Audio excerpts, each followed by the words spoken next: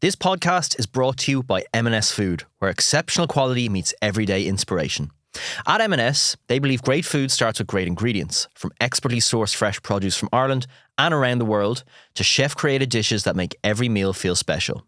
So when they say this is not just food, they mean it. As a chef, I've always loved the M&S approach to food, from the sourcing to the standards. It's the kind of attention to detail that really matters in a kitchen. It's food made with purpose, and that's something I can get behind. I'm Mark Moriarty, and this is Roasted. Let's get into it.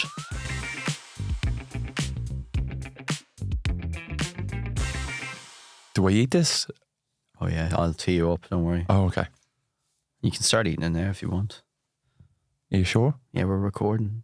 I'm going to use this recording. Are you hungry? I skipped breakfast because I knew it was coming here. Oh God, that's pressure now. So it better be good. And I know it's been sitting there, so probably gone cold. No, nothing's cold here. Nothing's cold for the here, purpose of the audio. Okay, nothing's cold here. You eat that and I'll do the intro. Welcome to Roasted with me, Mark Moriarty, where I chat with notable people about their lives through the wonderful world of food and drink. My guest today, who's just getting the chicken and rice onto the spoon, here we go, wears many hats. He's an actor, comedian, writer, producer, podcaster, which is a lot of things. He's currently eating the food and he doesn't look so certain. He's one half of the Stall It podcast with his comedy pal Darren Conway and host of his own show, which I've been listening to since 7 o'clock this morning, Bold, where he explores a spectrum of topics from who killed the Pope to chatting to Ireland's biggest porn star. He's just returned from Ireland from Washington, D.C., where he was flexing his acting chops. I got help with this script in a run of the Samuel Beckett play Waiting for Godot. We've never met before, but from listening and watching his work, I would say this man is witty, curious, socially conscious, and someone who I think has an appetite for the absurd and a taste for the surreal. Joe McGucken, welcome to Roasted. Sorry, I have chicken in my mouth. How are you? How is it? It's still warm. Oh yeah, well of course it is. I just made it for you. You genuinely is still warm. That's impressive. So you're eating a chicken green curry, and we were talking off air. I love when people respond to the email before coming on this podcast, because you can get a real sense of the personality from how someone responds to an email. So you sent back that you're really into two things at the moment. One was a seafood linguine with mixed seafood, creamy sort of pasta. But then you went into three lines of pure passion about chicken green curry and how you're absolutely loving it at the moment. And I kind of had a picture reading the email of this person who was almost banging their fists on the table with passion for this dish. So what is it about it? When I moved out, I'm from town originally, but when I moved out to Coolock, I got a green Thai curry for the first time because I couldn't find a dirty brown curry, you know, like a classic Chinese curry. I didn't like it. They were all very sweet, so I tried a green Thai curry for the first time. But it was expensive because I got it from a fancy restaurant. And then I said, you know what, it's basic enough to make, like it's a simple enough ingredient, so I should be able to make it myself. But it took me like a year to figure out how to make it properly. But then once I got it, I was able to, I was really proud of myself, and that's kind of why I love it so much, because... So what's your recipe for it? It's kind of straight out of the jar. And it took a year. No, it's not. It's like a paste, but there's a very specific paste that you have to get in like the Asian market. Okay, yeah. And you fry that on the pan, and then you stick a bit of coconut milk in it. But the coconut milk has to be really fat. Yeah. Really high fat content. It gets real splitting watery if it's cheap stuff. Yeah. And then it just turns into like a milky soup. I think is it the paste you're talking about is the one it's almost like in a bucket. And when the plastic inside, and it's like intense, like it's so spicy. Yes. Yeah, I think that's what I'm talking about. That's exactly what I'm talking about. Like it's in the plastic inside the bucket. Yes, yeah. So you're into food? Oh, I love food, yeah. You didn't put that in your intro. I had a food truck. I like the last year I've been running like a food truck. Tell me. The researcher's getting sacked. He's looking at us here in the corner. He's shaking in his boots. I had another thing that I couldn't find out in Coolock was a good spice bag. Okay. They were all crap. And coming from town, I had a really close relationship with the curry shop. Like so close that he invited me ma to their wedding. That's how close. It was like a Vietnamese family, and they ended up inviting me ma to the wedding because they basically fed us our whole life. And we paid for our wedding, I'd say. Wow. And they packed up shortly after we moved to Coolock. No wonder why. and I had to find out the best curry sauce recipe. And I got in touch with them, with the old owners, to find out what their curry sauce was and how they made it. And I got that. It's like a secret recipe. And I got their family recipe. But I also got why the spice bags were so nice. The seasoning, the chicken, and everything that went into it. And I said, you know what? I'm just going to start my own spice bag food truck. And I wanted to be like an ice cream truck that just kind of went around and you didn't know where it was going to be. That's pretty out there now. People, like, you've gone from enjoying a spice bag to going, I'm going to buy a food truck and I'm going to sell it. All or nothing with me, man. I'm all in. I wanted the people of Coolock to taste a good spice bag, because there is none. People are slacking on those spice bags, I think, these takeaways. And then, I got involved into, which is a tough industry, the food truck industry. I would imagine. So did you just go online and look for food trucks? Yeah, went online, looked up food trucks, and there's a lot of them Airstreams, them metal ones, but there's like too many and there's no character to them. So, and we wanted something with wheels that you could drive. We wanted like in America, they have proper food trucks that you can drive. Yeah. They don't have them here. They just have boxes, like containers, and what do you call it, like horse boxes and stuff like that? Yeah, they pull on. Who's we, by the way? Me and my business partner, who's part of the reason why we're closing up shop now, because he's moving to America, and I'm not able to run it by myself. So he was doing the chef work. He was doing the real work. Okay, yeah. You were the brand. I was the concept man. I was the face. So tell me about where you grew up then. Well, I grew up in town, in the inner city, Summerhill. You familiar? Yeah, walk up to Crow Park. I went to college in Colbrew Street, and it's changed certainly my perspective as potentially the posh boy from South Dublin, and spent 4 years in Colbrew Street, Marlborough Street, all that area. Fell in love with it, fell in love with the people and the characters around the area, and then would know from Crow Park, Magier, like Bridge Tavern was our go-to on match days all the time. So I do actually, I love that part of town. Yeah. So you're from up there? Yeah. The Bridge Tavern is me local. Is it? Yeah. A lot of the comedy sketches I do online would be filmed in the Bridge Tavern. Really? Yeah. So what was it like growing up there? It was great. It was great. Like you were just kind of left to yourself. Like I don't know that probably sounds weird, but yeah, no, it was. I grew up in the flats behind the Bridge Tavern in Summerhill, and it was like just a big family, a big community. It's a really, really close knit community, and you knew everybody and everyone knew you. And to just always be something to do or someone to hang out with, or, obviously it was growing up, like there was a lot of antisocial behaviour and drugs and robbed cars. And does it get a bad rap? It did. I don't think it does so much anymore. I think that's kind of gone. I don't know. Like it does get a bad rap, but I think everywhere now is sort of. It used to be kind of contained to the inner city, and I think it's spreading out, like antisocial behaviour and stuff. I think it's kind of spreading out a little bit more. I'll tell you, since moving to Coolock, when you move out of town, it makes you miss it a whole lot more, because you lose that sense of community. I don't know if this is too soft. I wasn't. No, it's interesting. Yeah, you just kind of lose that sense of community. Like, I don't know who my neighbours are 2 doors up from me, and I've been living there like for nearly 6 years. Do you know what I mean?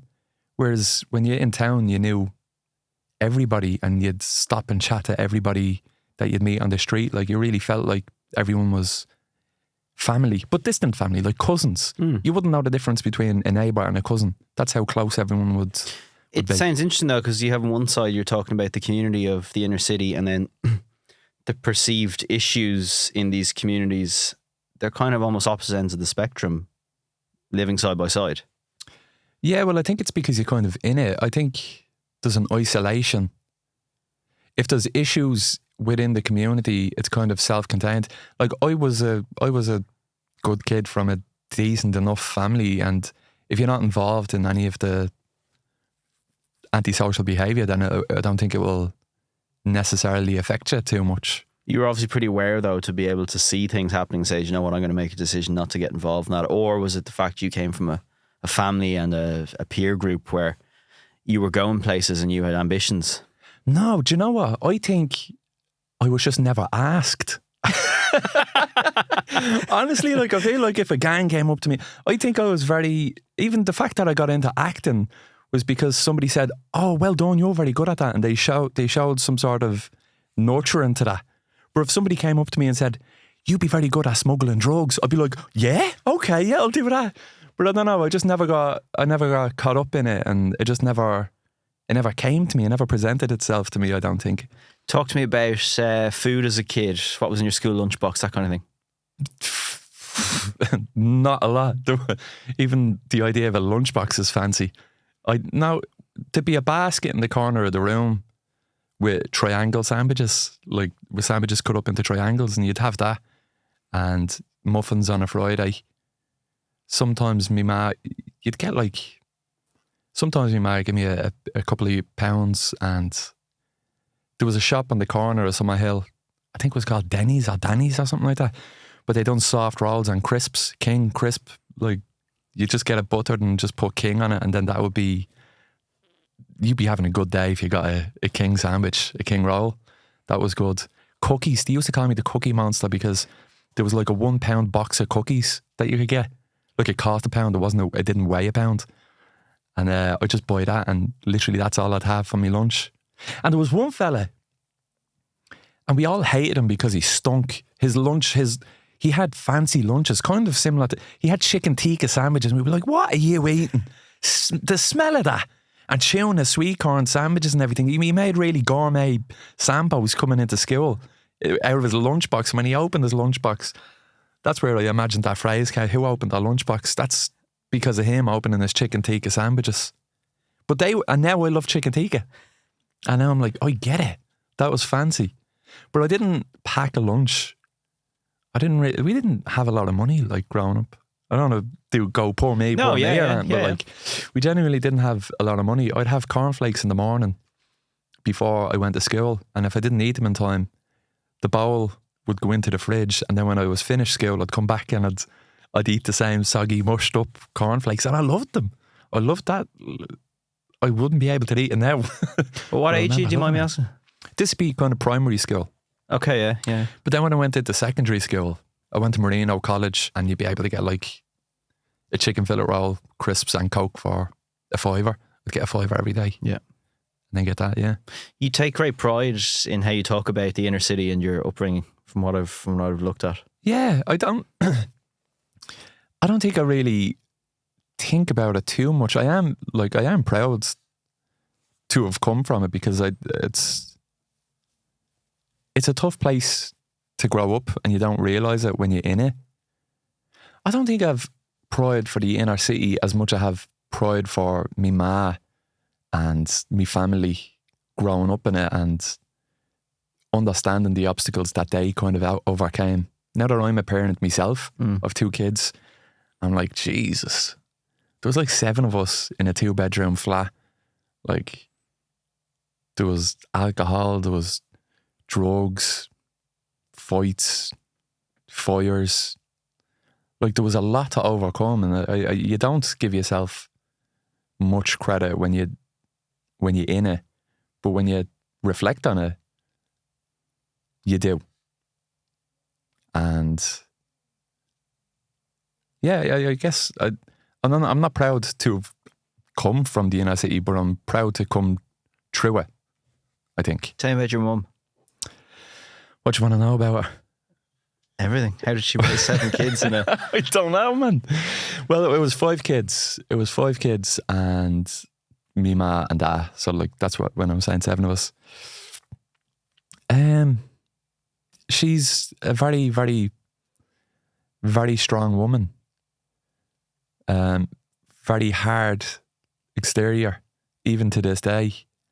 Like, I lost my brother, which means she lost our eldest son, and then recently lost my dad, so her husband, and just stone face. Do you know what I mean? You wouldn't get emotional or anything through it, but like equally so with like love or affection. Like, do you know what I mean? You just wouldn't get much emotion from any side of the spectrum from her. But I think that comes from her upbringing. Like, she was raised in a very tough environment. much tougher than my environment.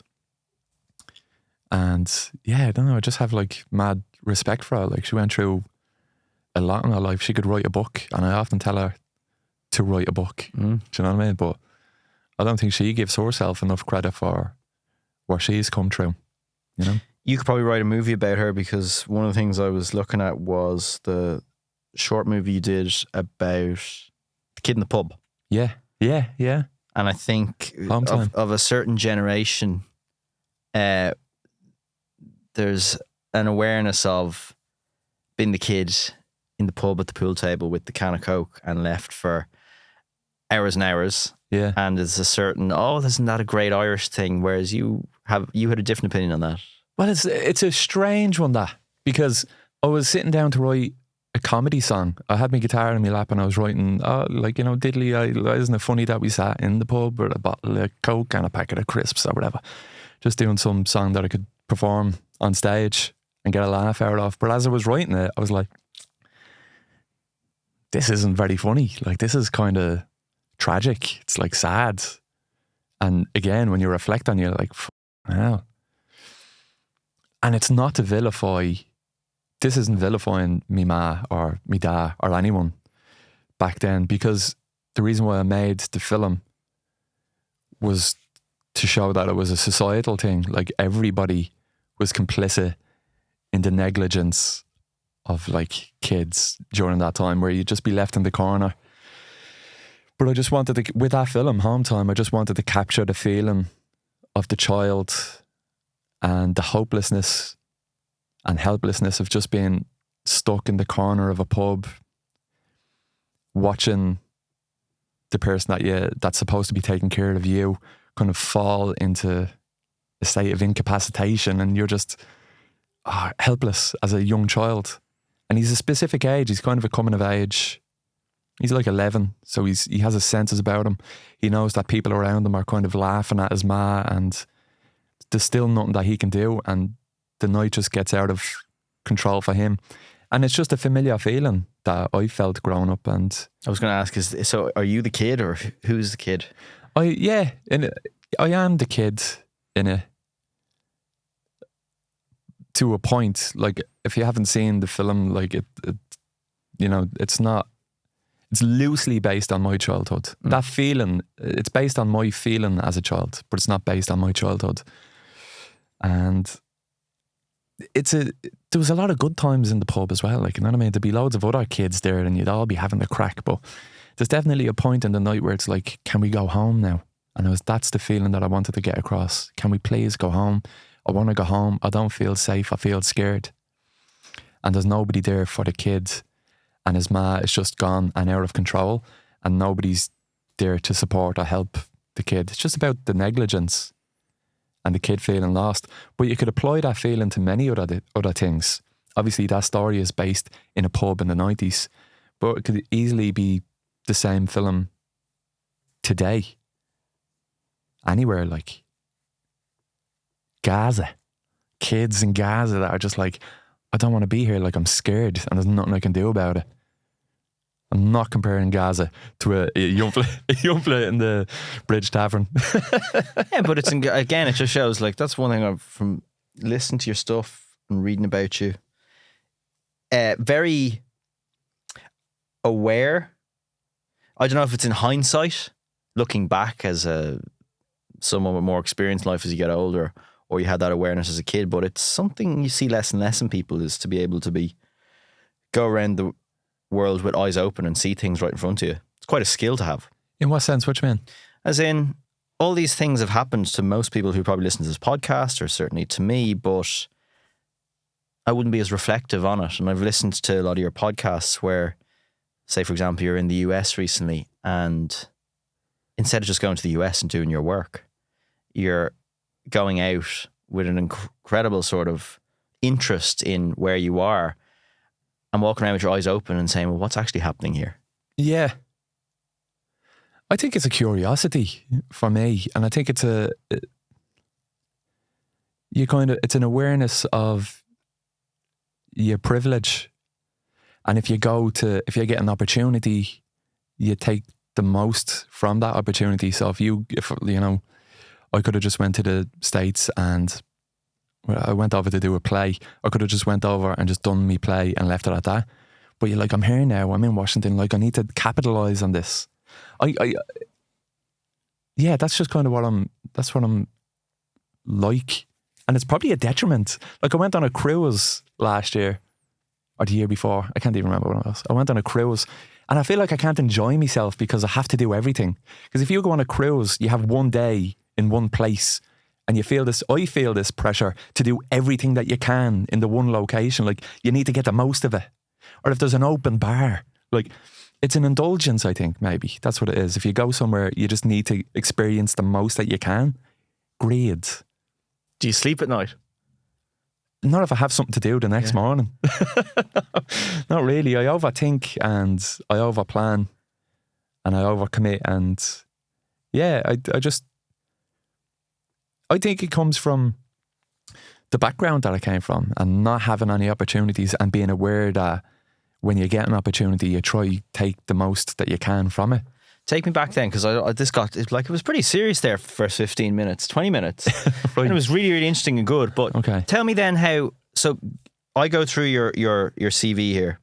So I say actor, comedian, writer, producer, podcaster. Mm-hmm. Which of those would you put as your sort of main role, your main job? I'd like it to be writer. Yeah. That's my favourite thing to do, is to write. So then the question is, how does the kid move to where you are now, which is incredibly successful with all these different hats? So with RTE shows and the comedy and the writing and short stories and movies and podcasts. It's just you saying yes to opportunities. Do you know what I mean? It starts off by making sketches. It starts off by making jackass videos on the streets around Portland Row and Summerhill, and then coming across a video crew and saying, what are you doing? And getting involved there. And then they say, we have a camera. If you want to use our camera, you can have that. And then you make sketches and you put it on YouTube and you grow an audience. And then people say, do you want to collaborate? And you say yes to that. And then just, it's a snowball effect, I think. If you find one thing that you like, start doing that as much as you can, and then other opportunities will present themselves, and hopefully they benefit the main thing that you want to do. And when did you get a sense that things were starting to move and you were getting somewhere and you were starting to achieve? I still don't feel like I'm at that. It's still a sense of, it's going to take off soon. It's going to happen soon. It's going to happen soon. Like I wouldn't feel comfortable saying that I've succeeded or even started to succeed. Although I respect some people would look at where I am and say that. But I don't know, like when RTE started taking us seriously, when RTE was like, here, do you want to do a sketch show? You're like, yeah, definitely, finally. Money for making one of the sketches. most successful RTE player shows as well. The most watched, yeah. RTE player original, but yeah, still, yeah. That's huge. Thank you. I think so. I'm proud of that. And 2 seasons of it. Be nice to get a 3rd season. Then as an actor, so you mentioned you went over to Washington, you were playing, which role were you playing, Waiting for Godot? Vladimir. So how does that come about? That comes about, there was a guy that was in the play and he dropped out, and then there was another guy in the play that knew me and pulled me in because he knew that I was good at acting, and then he dropped out.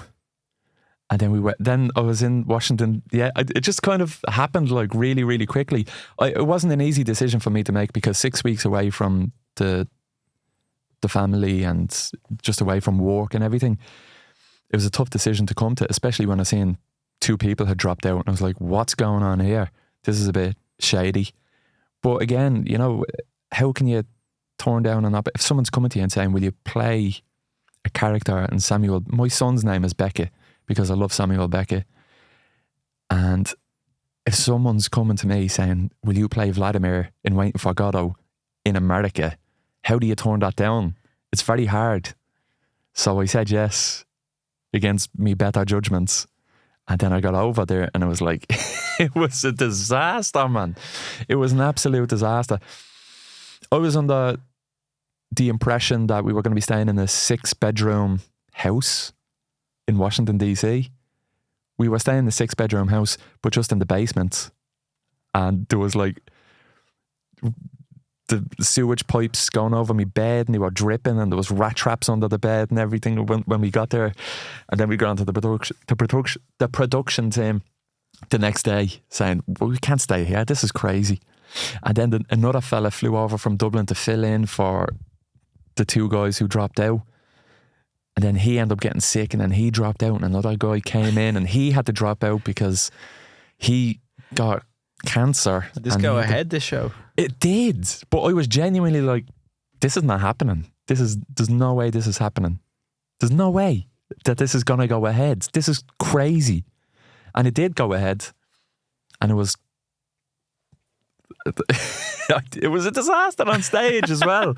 Even on the stage, like, oh man. What were the audiences like? How many in the audience? Some nights there was like 12 and some nights it was sold out, but like it was awful. Whoever seen it enjoyed it. They got, like, it's a mad play waiting for Godot, so if it goes where did wrong, you come across Beckett for the first time? You said you were a big Beckett fan. Yeah, well, just from, I'm aware of his work and his plays and stuff, and I like reading scripts and I've read some of his work and studied some of his work. And I just like his style of writing. And I love the bridge. His bridge is great. This episode of Roasted is brought to you by M&S Food. M&S work with the best producers from Ireland and beyond to bring real quality to your table. Like their Irish yogurts, produced in County Wexford by the Dunn family for generations. The yogurts are produced right there on the farm, so it's super fresh.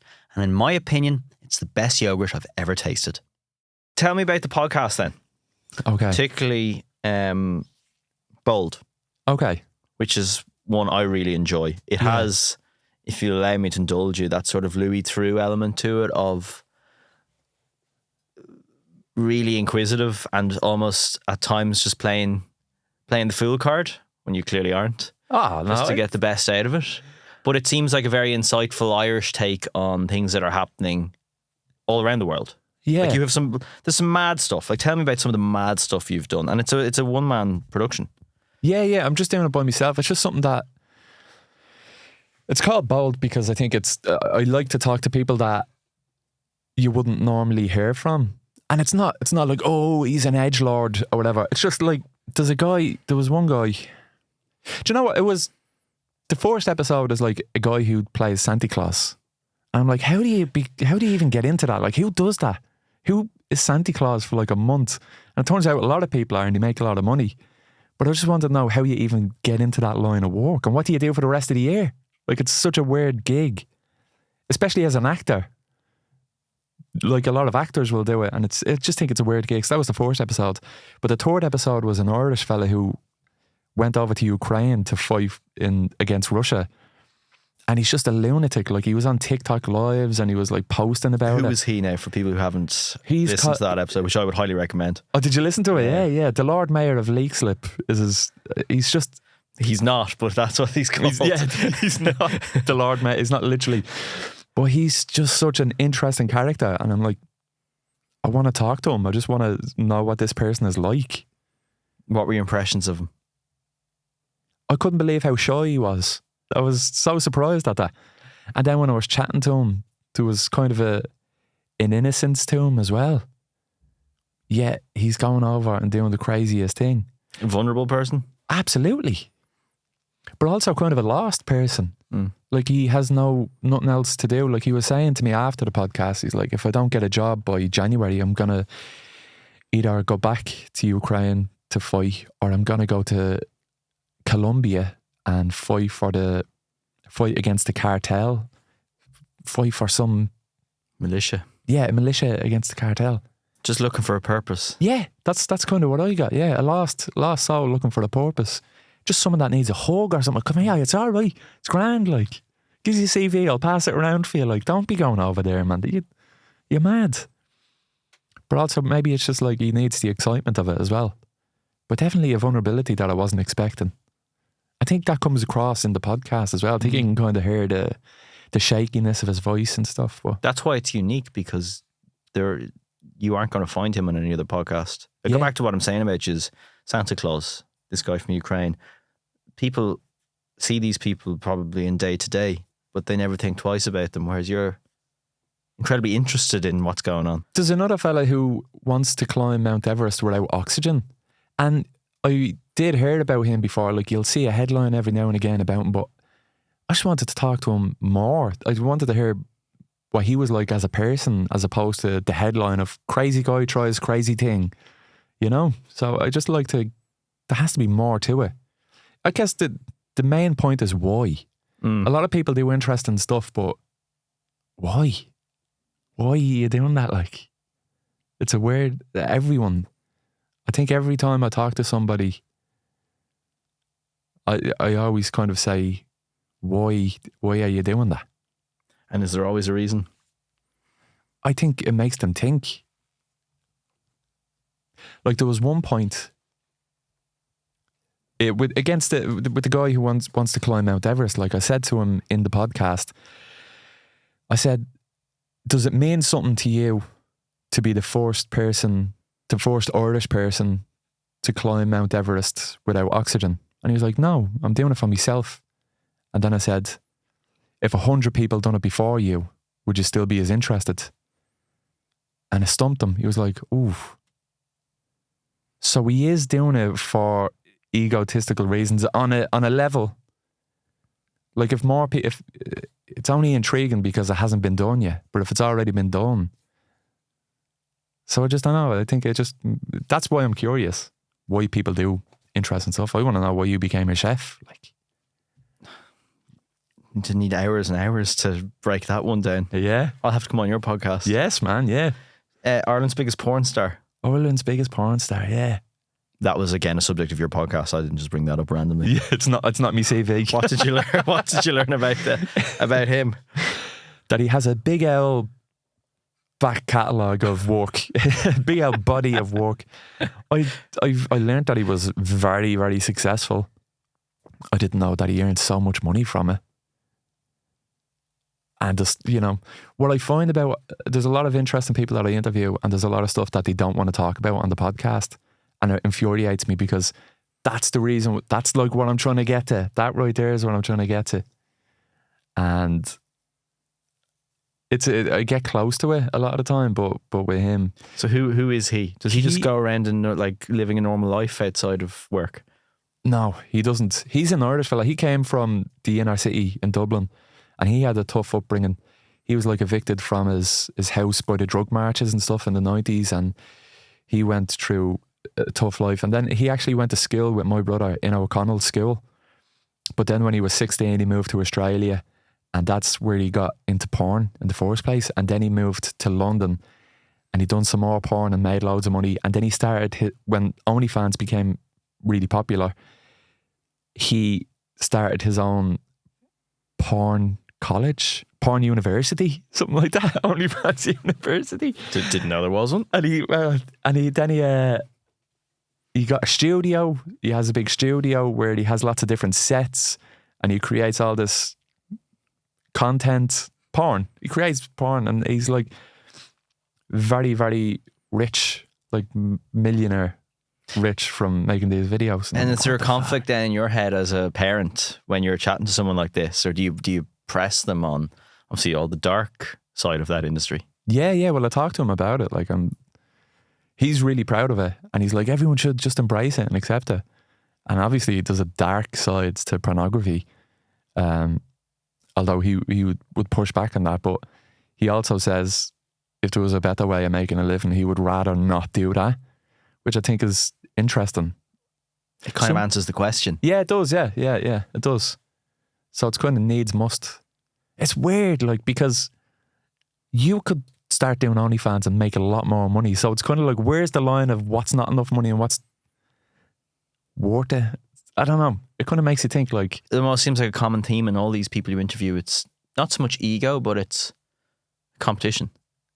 There's always someone who does something, or there's someone who's earned more money, or it seems to drive everyone who's going towards something successful. Yeah. Being competitive. Also, what's enough? When do you stop? Like, where's the point that... I mean, you even asked me, like, kind of, about my level of success, and I feel like, oh no, I haven't achieved that yet. Like I haven't reached that yet. So I don't know if the goalposts are always moving, or if there is a point where you kind of say, here we are, we've arrived. What were your reflections on America, having just come back? And I know you did the podcast. You kind of did Voxbox. You went out. There was a demonstration going on in Washington. Oh yeah. And you went out with the microphone by yourself, and it felt like that feet on the ground sort of journalism almost. Yeah. What were your reflections flying back on the plane from that country? Man, when it feels like there's just a wet blanket in the air. It feels like everyone is depressed. It feels like there's a grey cloud over the whole. I don't know if it's just Washington DC, but everyone seems miserable. Everyone's apologising to you, and you're like, it doesn't matter. Like, I'm just enjoy the play. Like, don't have to talk about politics, man. Forget about it. Like, yeah, I don't know. Like at the time when I was over there, Elon Musk and Donald Trump are mates, and Elon Musk was making cuts to the education system, and I went to the protest. That's scary. Yeah. Like if you're going after education, yeah, what hope have we? Yeah, and their education system isn't great to begin with. So it's a weird time over there. I don't like it anyway. I used to live in New York, and I just thought it's all about money over there. Everyone's just trying to grab something from you. Everyone's trying to get something from you. And you go to New York from time to time, don't you? It's relentless. Mm. Feels like you could drop on the street and people would just walk over you because they've got somewhere to go. Yeah. That's how I sum up. But at the same time, there's still an energy to it and a mystique to it where you're like so much opportunity at the same time. That's why there's such a contradiction with what you see in the news, in my opinion anyway. When you're actually on the ground, it's like, yeah, that's all happening, but we can still go here. Yeah. I was talking to someone who's living in LA, a director that's living in LA, and the riots were happening, and then he was like, man, you don't even notice it when you're here. Like, that was one street. Like, it's LA is like 10 times bigger than Dublin, and he's like, that's like Parnell Street, and there was like a riot, and not even a riot, like one car went on fire and there was a little bit of argy-bargy, but he was like, you don't notice it when you're there, but we just look at the news and we're like, oh, it's crazy. But I definitely felt it in Washington, but maybe that was me projecting. Maybe I just wasn't happy because the show was so disastrous. Sorry for cursing. You're like, I don't know why all these people are dropping out, and then you described the room with that. I was like, well, there's one reason. Now I get it. Come here, if I gave you a table of 4, you can have 4 guests to a dream dinner party, who are you picking? Can I be controversial? Absolutely. Hitler. Okay. I'm always curious of why he was so successful. He must have been charming. I'd like to sit down with him, Vladimir Putin, see how those two get along. Andy Kaufman, just to kind of throw a little spanner in the works. Explain Andy Kaufman to me. Andy Kaufman he's dead now. He's a comedian from America, and he was just like a surrealist. Nobody knows when he was taking the piss. Jim Carrey played him in Man on the Moon. Okay, yeah. And maybe I don't know if these 4 people would get along at the table. Like, I'd like to sit down for separate dinners with each of them. No, it's a pretty out there table 3 currently. Yeah. So I'm interested who the 4th is going to be. Is it Tom Crane? Oh, the Antarctic explorer from M&S Food. Yes. Because I love that he done what he done and then just came back. Died of appendicitis. After all of that, like, and opened like a pub, and he's just like, yeah, just opening a pub now. I'd love to know what he was like as a person. He just went back to normal life in West Kerry, having done extraordinary. If you haven't read the book, it's Unsung Hero. Yeah. It is one of the best books I've ever read. Like, incredible. What a guy. So tell me, okay, Hitler, Putin, Kaufman, and Tom Crean, and yourself, and you're going to moderate the conversation over the dinner party. Yeah. What are you going to drink? Oh, points of Guinness for everyone. Some of the we'll go down to Crane's pub, and we'll have dinner down there, and we'll put the world to right. Food's pretty decent in South Pole Inn as well. Do what? The food's pretty decent in that South Pole Inn. Is it? Yeah, Is it? yeah. I've never had any. And then what are you going to eat? Just give me your death row meal, 3 courses. Death row meal, 3 Probably courses. a bad choice of words considering the guest list. Yeah, I'm not coming out of that pub alive. Tom Crane's probably going to eat me. What do I like to start? I like a seafood chowder. I like to start with a seafood chowder. And then, do you know, I've never had lobster. I feel like if it was me death row meal, no, because what if I didn't like it? No, you'd be so disappointed with lobster. It's the most overrated ingredient. Is it? Oh. Because I'm watching Below Deck and every meal, I don't know if you watch Below Deck. Oh, what a show. Yeah, do you like it? Oh, it's unbelievable. They're always cooking lobster. That is escapism of the highest order. I love it, man. The stakes are so low, but it feels so dramatic. It's like the steak's cold. No. Like the world's going to end. The billionaire is going to go mad on his private yacht. Yeah, they're going to dock him a few grand on the tip. Yeah, so I don't know. Yeah, okay, so I'll take your word and say lobster's not that nice. What am I going to go for a main course? If I already went with seafood chowder, can you go with seafood again for a main? Of course you can. It's your meal. Do what you want. When I was getting married, my wife's dad was very particular about the meals, and he was like, salmon for starters and then salmon steak for the mains. And we're like, no, you can't have salmon and salmon. What are you doing? So You also can't have an opinion on our wedding. Yeah. Back out. Sit down. Seafood chowder, surf and turf, and a Bailey's cheesecake. Oh, nice. Yeah, you having some of that? Yeah, That's a hearty last. That's proper. Yeah. And what sort of so. questions are you going to ask at this table? I say, lads, what's the story? What are you up to? What were you up to? I don't know. Just kind of shoot the breeze. What were you thinking? What were you playing at? What's wrong with them, Hitler? Are you not happy? Like, were you not happy with? Okay, so it's now, is it? Like, I'm bringing them back to life and I'm talking now. Yeah. Well, the reason why I want Hitler and Putin to kind of get together, I'd be like, I'd like to see how those two get along. If they're kind of, they might, I don't know, they might needle each other. You could get some good outcomes out of that, maybe. Maybe I'm just like setting up like a G7 meeting. It's probably a terrible table of 4. What's the crack? Like, what are you playing at, man? What were you playing at when you did that? What were you thinking? Did you think that you were going to win? Did you think you were going to get away with it? Hitler. And then Vladimir Putin, I'd say, see what happened to him? Now, come on. What are you playing at yourself? Let's get along. I feel like that phrase sums up you. What were you thinking, or what are you thinking? You go through life asking that question a lot. Yeah, I think I do. If I was to ask you what you're most proud of to date. In my work? Or just in general? Me kids. I'm really, really, really proud of me kids. Very proud. I love, like, when my first son, Oliver, was born, he was like brain dead, and he went through a whole traumatic birth, and we went through it as well. And we didn't know, like, for 2 weeks, we didn't know what the rest of our life was going to look like. And it looked really bad, and he made a miraculous recovery, and he's doing so well now that I just feel so grateful that he's doing so well. So I'm really, and when I was going through that, everything else, when I was going through that, I remember the Paddy Power Comedy Festival was on, and I wanted to be a comedian. I wanted to be performing at that. And I remember all that shit went down at his birth, and I remember walking past the poster with everyone's names on it. And a few days before that, I was like jealous of everyone.